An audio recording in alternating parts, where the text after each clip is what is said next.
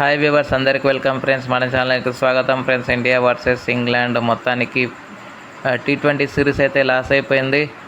So మరి ఈ match ఏ విధంగా సాగింది, 5th T20 అనేది ఎలాంటి మిస్టేక్స్ ఉన్నాయి అనేది మనం పూర్తి వివరాలకు వెళ్ళిపోదాం. అంతకంటే ముందు గైస్, సూర్యకుమార్ యాదవ్కి తలుపులు తెరుచుకుంటున్నట్టు తెలుస్తున్న సమాచారం. అండ్ మీ అందరికీ తెలియదు ఏముంది, దినేష్ కార్తిక్ లాంటి వాళ్ళే కొన్ని మ్యాచెస్ తర్వాత వాళ్ళు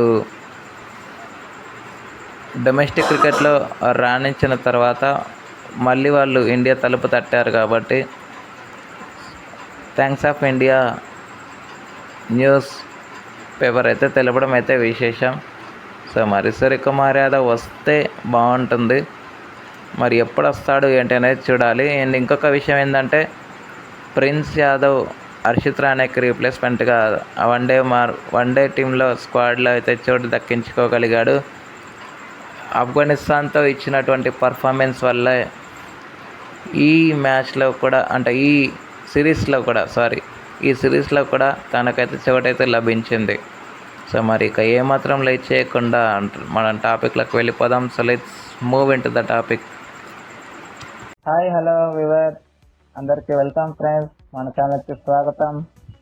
మా ఛానల్లో మీకు కనుక వీడియోస్ నచ్చితే లైక్ చేయండి, షేర్ చేయండి, కామెంట్ చేయండి మరియు సబ్స్క్రైబ్ చేయండి. మరిన్ని నోటిఫికేషన్స్ కోసం పక్కనే ఉన్న బెల్ ఐకాన్ని ఆల్ పైన ట్యాప్ చేయండి. ఆల్ పైన ట్యాప్ చేయడం ద్వారా మేము చేసే ప్రతి వీడియోలని, తాజా వీడియోలని నోటిఫికేషన్లో పొందగలరు. టాస్ గెలిచి మొదట ఫీల్డింగ్ ఎంచుకుంది టీమిండియా. ఎంచుకున్న దానికి ఫస్ట్ ఇనిషియల్ స్టేజ్లో 8 స్కోర్ ఉన్నప్పుడు 6 రన్స్ వేసి ఫిల్ సాల్ట్ అవుట్ అయిన తర్వాత మంచి పార్ట్నర్షిప్ అనేది పడింది. అయితే మన హ్యారీ బ్రూక్ సింగిల్ డిజిట్స్లో ఉన్నప్పుడు క్యాచ్ అయితే డ్రాప్ చేశారు. క్యాచ్ డ్రాప్ చేసిన తర్వాత మంచి పార్ట్నర్షిప్ అనేది పడింది. అయితే మిడిల్ ఓవర్స్లో మాత్రం 140 రన్స్ అయితే స్కోర్ చేయగలిగింది. పవర్ ప్లేలో 61 రన్స్ స్కోర్ చేస్తే మిడిల్ ఓవర్స్లో చాలా వరకు రన్ రేట్ ఎందుకు దెబ్బతినింది అంటే, వీళ్ళిద్దరి మధ్య మంచి పార్ట్నర్షిప్ అనేది బిల్డ్ అయింది, Jos Buttler and Harry Brook మధ్య. So lot of catches drop చేయటం అండ్ మిస్ఫీల్డ్ చేయటం, వికెట్లు తీసుకున్న బౌలర్ కూడా ఎక్స్పెన్సివ్గా ప్రూవ్ అవ్వటం అన్నీ జరిగిపోయాయి. సో సెకండ్ వికెట్కి పార్ట్నర్షిప్ అనేది 241 పార్ట్నర్షిప్ అనేది నెలకొల్పారు. ఇది వరల్డ్లోనే ద బెస్ట్ పార్ట్నర్షిప్గా ఉన్నట్టు కూడా కథనాలు పేర్కొంటున్నాయి. సత్ఫలితంగా జాస్ ద బాస్ తన 51 బాల్స్లోనే 50 కంప్లీట్ చేసుకున్న తర్వాత నెక్స్ట్ మిగిలి ఉన్న బాల్స్లో 100 చేసుకోవడానికి ఎంతో సమయం అయితే తీసుకోలేకపోయాడు. సో టోటల్గా 241 రన్స్ పార్ట్నర్షిప్ అయితే లభించింది ఇద్దరి మధ్య. సో 131 రన్స్ అయితే స్కోర్ చేసి జాస్ ద బాస్ అవ్వడం అయితే జరిగింది. శివం దుబే ఈ పార్ట్నర్షిప్కి అయితే బ్రేక్ చేశాడు. అదే ఓవర్లో జాకబ్ బెథెల్ని కూడా డకౌట్గా పంపించిన తర్వాత హ్యారీ బ్రూక్ ఉన్నాడు కదా అన్న ఒక బీమా మాత్రమే వాళ్ళకైతే ఉంది. శివం దుబే వేసిన ఫస్ట్ ఓవర్లో 2 వికెట్స్ అయితే లభించిన మాట వాస్తవమైనప్పటికీ 22 రన్స్ అయితే రావడం ఆ ఓవర్లో very big gamble, very bad gamble అని చెప్పుకోవచ్చు.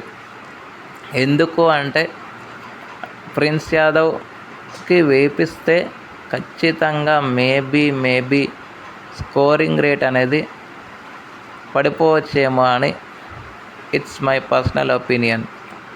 సో మరి మీరేమనుకుంటున్నారో కామెంట్ బాక్స్లో కామెంట్ చేయండి. సో శివన్ దుబేకి 2 వికెట్లు,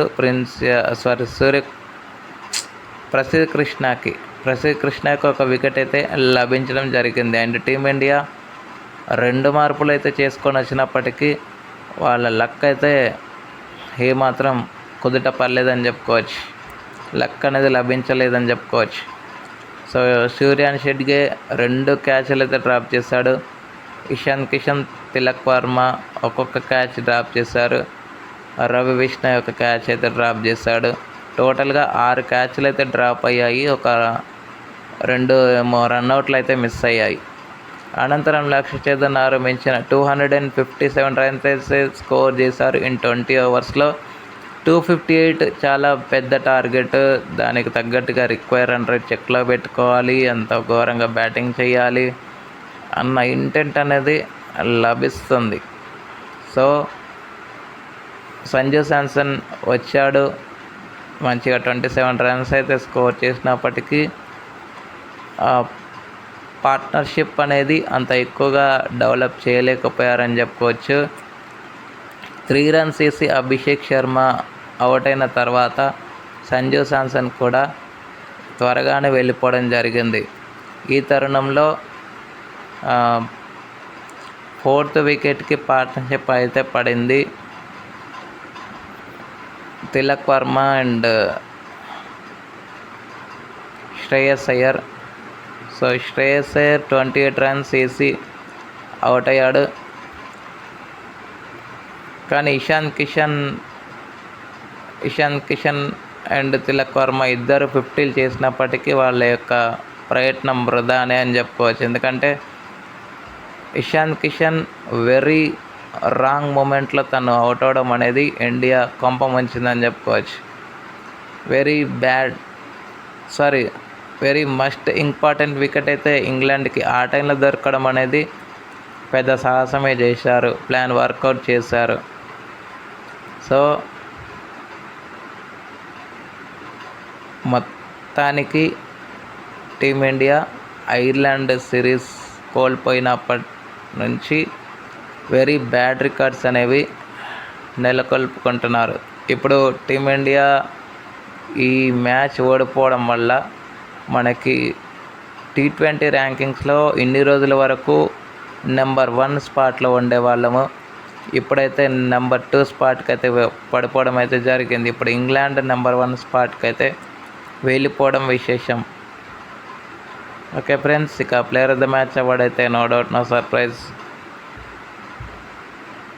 జాస్ ద బాస్కి అయితే లభించింది. Player of the series Harry Brook సొంతమైందని చెప్పుకోవచ్చు. ఓకే ఫ్రెండ్స్, ఇక వీళ్ళ సైడ్ నుంచి వికెట్స్ కనుక చూస్తే శామ్ కరన్కి 3 వికెట్లు అయితే లభించాయి. అండ్ జాఫ్రా ఆర్చర్, జాష్ టంగ్ తలా ఒక్కొక్క వికెట్ తీసుకున్నారు. లియాన్ డాసన్కి ఒక వికెట్ తీసుకున్నాడు. అండ్ అదిల్ రషీద్కి 2 వికెట్ అయితే లభించడం జరిగింది. Okay friends, thank you.